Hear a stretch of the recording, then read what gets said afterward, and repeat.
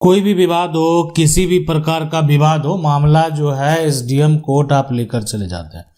लेकिन क्या आपको पता है कि आखिर एसडीएम कोर्ट में जो आप मामले लेकर जाते हैं वो आपको कैसे लेकर जाना है और किस प्रकार से एसडीएम कोर्ट में उसकी सुनवाई होगी। जमीन का विवाद हो या जमीन पर जो है कब्जा करने का विवाद हो या मारपीट का विवाद हो, अगर कोई भी समस्या है, जमीन है, आपका जमीन का विवाद किसी से चल रहा है, जमीन कोई कब्जा करके जमीन पर मकान बनाने का अगर कोई प्रयास कर रहा है और कोई ऐसा व्यक्ति है जो आकर मारपीट करता है, आप चाहते हैं कि आपकी जमीन पर कब्जा नहीं करे, आपकी जमीन पर जो मकान बनाया उस पर रोक लगा दिया जाए, अब वो आगे निर्माण नहीं कर सकता है, यानी जितना कर लिया वो कर लिया, अब आगे कुछ भी नहीं कर पाएगा। लेकिन इसके लिए आखिरकार आपको क्या करना पड़ेगा, कौन कौन सा प्रोसेस है जो आपको फॉलो करना है। देखें, इस तरह का विवाद आपको हर जगह हर क्षेत्र में कहीं भी देखने को मिलता है। एसडीएम आखिरकार होता कौन है? Sub divisional magistrate. आखिर ये सब डिविजनल जो मजिस्ट्रेट है एसडीएम है, तो एसडीएम का पावर आखिरकार उनके पास क्या होता है? एसडीएम कोर्ट जो है, एसडीएम कोर्ट क्या होता है और एसडीएम कोर्ट के कार्य जो है क्या क्या कार्य होता है। जमीन विवाद में एसडीएम कोर्ट का आखिरकार क्या कार्य होता है, कितना लिमिटेशन है, कब जा सकते हैं, कौन सा कंडीशन है जहां पर जाने से कोई फायदा नहीं मिलने वाला है। तो देखें, सब डिविजनल मजिस्ट्रेट जो है, यानी ये आप कह सकते हैं जो आपका जिला प्रशासन है ना, और जिला प्रशासन जो है,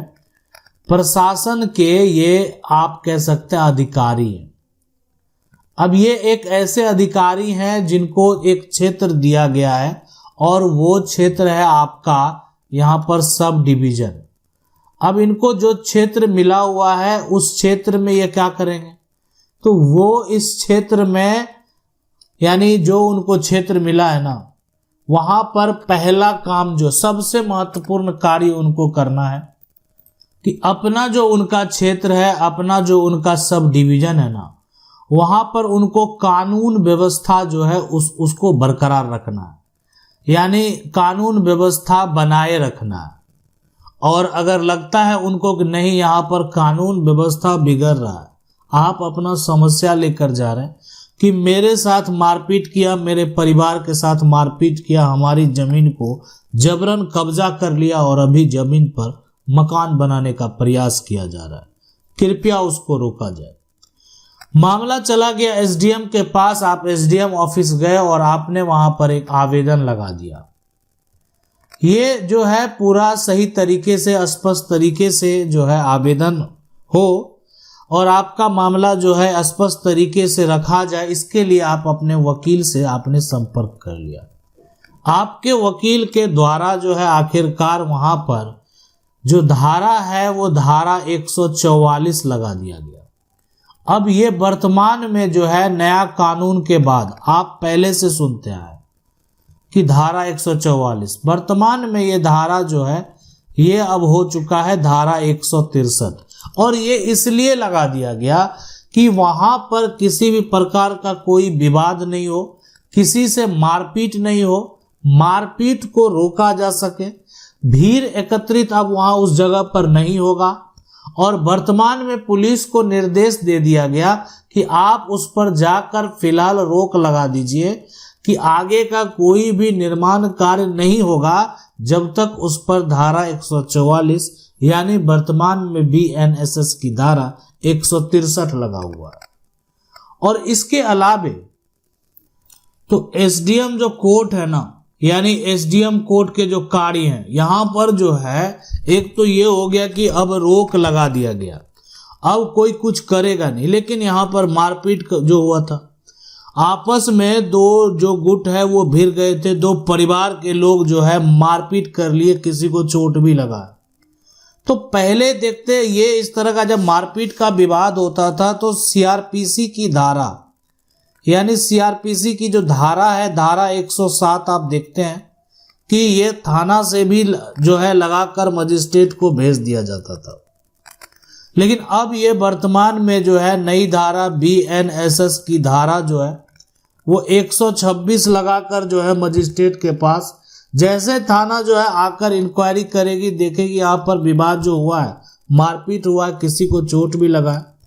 तो शांति भंग होने की आशंका हो, तो ऐसे में ये चीज़ जो है ना, एक तरह से आप कह सकते हैं आपको बांध दिया गया कि अब आप ऐसा नहीं करेंगे, यानी ये गलती आप कर चुके हैं। तो अगर आप जो है और साथ में वो आप जाकर आप बाउंड को भर कर आइए एक तरह से लिखित तौर पर कि अब ये दोबारा कार्य आप नहीं करेंगे, यानी कहीं ना कहीं अब आपको इसमें जो है जमानत लेने की ज़रूरत है, जो कि आपको इजीली मिलता है, कोई दिक्कत नहीं है। लेकिन बस वो हो गया कि एक बंद पत्र जो है आपको भरवाया जा सकता है। इसके अलावा जो है धारा जो है 107 के बाद जो धारा है 109 भी लगा दिया जाता था पहले। CRPC की धारा 109 जो है ना यहाँ पर कि ये हो गया कि ये भी उसी प्रकार का जो है धारा है कि कोई भी जो व्यक्ति है ना उसका नाम डाल दिया गया, लेकिन यहाँ पर जो है उसका बिहेवियर जो आचरण है वो सभी को देखते हुए, और ये जो BNSS की धारा वो 128 जो है वो लगता है, और यहाँ पर भी अगर उसका बिहेवियर सही है तो जो बंद पत्र है वो उस पर आप कह सकते हैं आचरण का जो है बॉन्ड बना दिया जाता है। तो ये हो गया कि आपका इस प्रकार का जो है ना स्वभाव है, आचरण है, बढ़िया बिहेवियर है, अब आप ये कार्य अगर करेंगे तो आगे फिर आपको समस्या उत्पन्न होगा। इसके अलावे BNS का जो धारा है वो यानी 152 और CRPC की जो धारा है वो 133, यानी ये जो CRPC की धारा 133 है और BNSS भारतीय नागरिक सुरक्षा संहिता की जो धारा है यहाँ पर 152 जो हो गया कि अगर मान लेते हैं इस तरह का विवाद होता है तो अब मजिस्ट्रेट के द्वारा एक्शन यहाँ पर ले लिया गया है। आपने जो है रास्ता रोकने का प्रयास किया है, यानी आप कह सकते हैं आपने रास्ता में जो है ना अवरोध उत्पन्न कर दिया। आपने अगर किसी प्रकार का अवैध निर्माण कर दिया उसके लिए जो है, और साथ में जल से संबंधित किसी प्रकार का कोई विवाद हो, ये सभी को देखते हुए मजिस्ट्रेट जो है यानी इस पर रोक लगा सकता है, और साथ में आदेश ये भी दे सकता है कि अगर आपने किसी प्रकार का अवैध कार्य किया है तो आप उसको हटा लें जल्द से जल्द, और इस प्रकार का आदेश मजिस्ट्रेट का हो सकता है धारा 152 के तहत। इसलिए जमीन विवाद का मामला जब भी होता है तो आपको क्या करना है, आप अपने एक वकील से बात कर लेंगे सबसे पहले। उसके बाद जो है वो यानी आप वकील से बात करेंगे और अपना समस्या बताएंगे, आखिर जो विवाद का कारण है ना, विवाद का आप कह सकते हैं वजह आप सही तरीके से स्पष्ट जैसे ही करेंगे तो वकील के द्वारा एक जो है लिखित आवेदन तैयार किया जाएगा, और ये लिखित आवेदन जो है यानी ये मजिस्ट्रेट को दिया जाएगा कि उस पर तुरंत कार्रवाई जो है वो किया जा सके।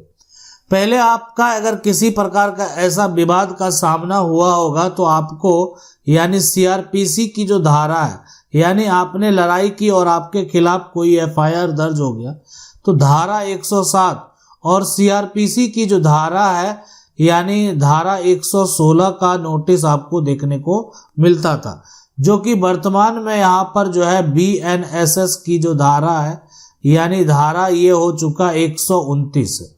यानी 116 जो है ये है 129 है। अब ये है कि ये जो आखिरकार 116 वाला मामला जो देखने को मिलता था पहले,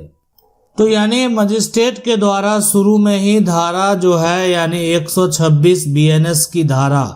BNSS की धारा 126 के तहत जो है यानी पूरा एक नोटिस जो है धारा 107 का 126 का पहले ही भेजा गया। अब मजिस्ट्रेट के द्वारा दोनों पक्ष की सुनवाई होगी, यानी जो दोनों पक्ष है ना वो अपना एक तरह से जो भी उनके मन में है, जो भी विवाद हुआ है वो पक्ष रखेंगे, तो दोनों पक्ष का यहाँ पर होना है सुनवाई। इसके अलावा यानी जो है ना जो गवाह है और साथ में जो दस्तावेज है ये दोनों देखा जाता है, जो गवाह दस्तावेज, और उसके बाद पुलिस का जो रिपोर्ट है यानी ग्राउंड पे जो पुलिस जो है अब पुलिस रिपोर्ट बनाकर मजिस्ट्रेट को भेजेगी कि आखिर क्या क्या हुआ है। तो पुलिस रिपोर्ट मायने रखता है कि ये किसके फेवर में। अगर मान लेते हैं आपके ऊपर आरोप लगाया गया था और पुलिस का रिपोर्ट भी आपके खिलाफ ही है, तो फिर आपके साथ एक बड़ा समस्या आपको देखने को मिल सकता है यहाँ पर। इसलिए कि यहाँ पर जो है पुलिस का रिपोर्ट भी आपके फेवर में नहीं है।